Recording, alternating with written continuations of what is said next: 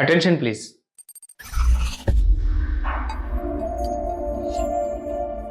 మనుషులకు ఆక్సిజన్ ఎలాగో వాహనాలకు ఇంధనం అలాగా. పెట్రోలు డీజిలు లేనిదే టూ వీలర్లు, ట్రాక్టర్లు, కార్లు, బస్సులు, లారీలు, ట్రక్కులు ఏవీ నడవు. ఇంధనం అయిపోయిందని గుర్తించి మీరు టూ వీలర్నో కారునో బంకుకు తీసుకెళ్తారు. మీరు చెప్పినంత ఫ్యూయల్ వాళ్ళు అక్కడ కొడుతున్నారా? ఇంత మొత్తం అయ్యిందంటే అమౌంట్ చెల్లిస్తున్నారు. మీరిచ్చిన సొమ్ముకు తగినంత ఇంధనం మీకు లభిస్తుందా? అది 100% స్వచ్ఛమైనదేనా? మీటర్లో నంబర్ల జంపింగ్ లాంటివి ఏమైనా జరుగుతున్నాయా? ఇవన్నీ జవాబులు వెతకాల్సిన ప్రశ్నలు, సమాధానాలు అన్వేషించాల్సిన సందేహాలు. ఆ మధ్య అనంతపురంలోని 3 బంకుల్లో మీటర్ల ట్యాంపరింగ్ జరిగినట్లు వెల్లడైంది. ప్రతి లీటరు పెట్రోల్కు సుమారు 60 నుంచి 100 మిల్లీలీటర్లు తక్కువ పడేట్లు ఒక ప్రోగ్రాం తయారు చేసి ప్రత్యేక చిప్ను అమర్చడం ద్వారా రీడింగ్ మీటర్ని ట్యాంపరింగ్ చేస్తున్నారు. ఆన్ ఆఫ్ మోడ్లో కానీ రిమోట్ ద్వారా కానీ ఆపరేట్ చేస్తున్నారు.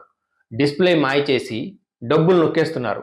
ఈ భాగోతమంతా విజిలెన్స్ విభాగం తూనికలు కొలతల శాఖ నిర్వహించిన దాడుల్లో బట్టబయలైంది.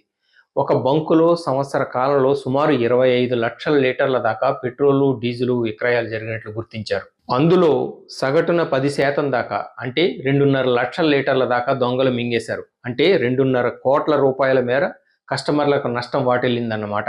ఒక్క బంకులోని ఇంత సొమ్ము కబళించారంటే వివిధ జిల్లాల్లో, రాష్ట్రాల్లో, దేశవ్యాప్తంగా మరింతగా దోచుకుంటున్నారు.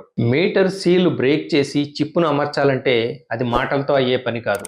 కంపెనీకి చెందిన వ్యక్తుల పాత్ర, ప్రమేయం ఉందన్న అనుమానాలు అప్పట్లోనే వ్యక్తమయ్యాయి. అంటే ఇంటి దొంగలు, మోసగాళ్ల మిలాఖత్ పర్యవసానం ఇది అని స్పష్టమవుతోంది. హైదరాబాద్లోని వివిధ ప్రాంతాల పెట్రోల్ బంకుల్లోనూ చిప్స్ అమర్చి మోసాలు సాగిస్తున్న ఘటనలు వెలుగు చూశాయి. ఉప్పల్, నాచారం, జూబ్లీ హిల్స్ వంటి ప్రాంతాల్లో, నల్గొండ వంటి చోట్ల ఇంధనం తక్కువగా కొడుతున్నట్లు ఫిర్యాదులు వినిపించాయి. ఆయిల్ కొడుతున్నప్పుడు గన్ నుంచి ఇంధనం బదులు గాలి వస్తున్నదని, అయినా రీడింగ్ మారిపోతున్నదన్న ఆరోపణలు వినిపించాయి. దేశవ్యాప్తంగా దాదాపు 88,000 వరకు బంకులు ఉన్నాయని అంచనా. వాటిలో ఎక్కువ బంకుల్ని ప్రభుత్వ రంగ సంస్థలే నిర్వహిస్తున్నాయి. అందులో ఐఓసిఎల్, ఇండియన్ ఆయిల్ కార్పొరేషన్ది అతిపెద్ద నెట్వర్క్. బంకుల్లో 42% వాటా ఐఓసిదే. అది లీడింగ్ బ్రాండ్. 25% బంకులు బీపీసీఎల్వి అంటే భారత్ పెట్రోలియాన్వి. హెచ్పిసిఎల్, హిందుస్థాన్ పెట్రోలియాన్ది తర్వాతి స్థానం. ప్రైవేట్ రంగంలోనూ కొన్ని పనిచేస్తున్నాయి. నాయరా ఎనర్జీకి 6,000 పెట్రోల్ స్టేషన్లు ఉన్నాయి. British Petroleum, Reliance group joint venture Jio BP స్టేషన్లు కొన్ని ఉన్నాయి. మరికొన్ని ప్రైవేట్ రంగ కంపెనీలు ఉన్నాయి. దేశంలో రోజుకు 30 కోట్ల లీటర్ల పెట్రోల్ విక్రయిస్తున్నట్లు అంచనా. అలాగే 40 కోట్ల లీటర్ల వరకు డీజిల్ సేల్స్ నమోదవుతున్నాయి.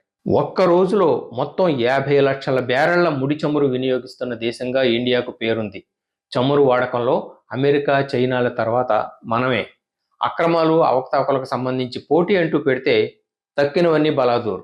మరి ఇలా దోపిడికి, వంచనకు గురవుతున్న వినియోగదారులు ఏం చేయాలి? బంకుల్లో మోసం గురు అని వాపోవడమేనా? కల్తీ జరిగిందని మీకు అనుమానం వస్తే బంకులోనే క్వాలిటీ చెక్ చేయవచ్చు. అక్కడ లిట్మస్ పేపర్ ఉంటుంది, అడిగి తీసుకోండి.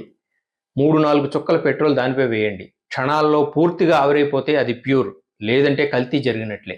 కల్తీ జరిగినట్లు తేలినా, ట్యాంపరింగ్ పట్ల అనుమానం వచ్చినా ఆ ఆయిల్ కంపెనీ వెబ్సైట్లో బంకుపై ఫిర్యాదు చేయండి. లేదంటే టోల్ ఫ్రీ నంబర్ 1800-233-255కి కంప్లైంట్ ఇవ్వండి. బంకుపై వెంటనే చర్యలు తీసుకునే అవకాశం ఉంటుంది. ఒక్కటి గుర్తుంచుకోండి, కల్తీ పైన, ట్యాంపరింగ్ పైన బంకు సిబ్బందితో వాదించి ఆవేశపడి ప్రయోజనం ఉండదు.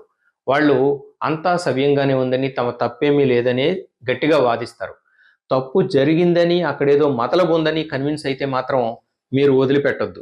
వెబ్సైట్లో ఫిర్యాదు చేయండి. లేదంటే టోల్ ఫ్రీ నంబర్కు చేసి చెప్పండి.